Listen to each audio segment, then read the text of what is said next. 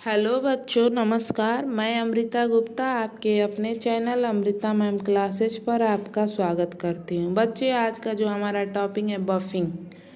Buffing of plastic. तो जो ये आप फिगर देख रहे हैं कंपाउंड का, ये कंपाउंड क्या है? बफिंग कंपाउंड है।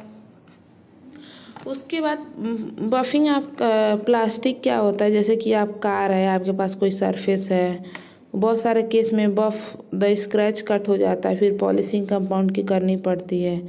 जो भी हमारा स्क्रैच होता है कार प्लास्टिक में, वो उसको हम क्या करते हैं, बफिंग सप्लाई करते हैं, फिर उसको ऑटोमोबाइल में यूज़ के लिए अप्रूव कर देते हैं। उसके बाद कि व्हाट कैन आई यूज़ है जो बफिंग कंपाउंड, क्या हम बफिंग कंपाउंड की तरह प्रयोग कर सकते हैं?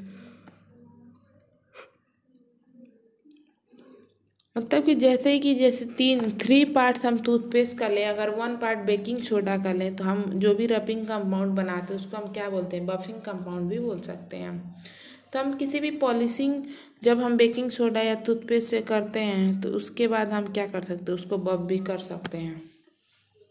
बफिंग कंपाउंड टॉक्सिक होता है if you are done polishing. अगर आपने पॉलिशिंग कर लिया है, यू लुक द मिरर, और आपको एकदम मिरर जैसा दिख रहा है, तो find your face cover in the compound.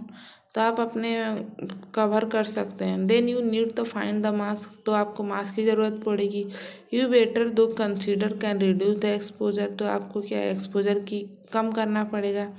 The actual safety of the compound, अगर कंपाउंड की एक्चुअल सेफ्टी के बारे में देखा जाए तो it is not like they are instantly toxic. ये क्या है?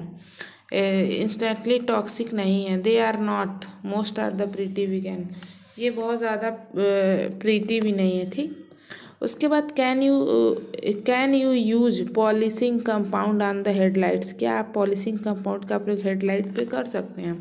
They are 2 type compound that can be use on the headlight, rubbing compound and polishing compound. यहाँ पे 2 प्रकार के हैं, एक रबिंग है, एक पॉलिशिंग है। तो आपको क्या करना है कि सबसे पहले कुछ कंपाउंड को आपको क्लीन माइक्रोफाइबर्स पे रखना है। फिर उसको क्या करता है, आफ्टर सैंडिंग के बाद क्या करते हैं, आप उसको अप्लाई करते हैं। फिर हेडलाइट पे सर्कुलर मोशन करते हुए काम करते हैं। तो दिट इज लिटरली वर्किंग।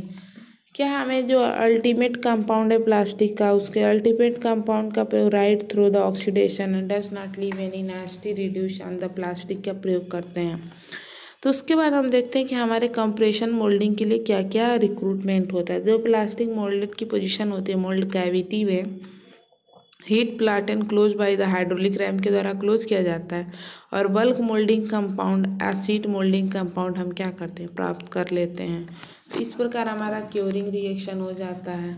तो बच्चों, आज की क्लास को हम यही ख़त्म करते हैं, और आगे से आपका अगली क्लास में हम इसके आगे कंटिन्यू करेंगे। Thank you.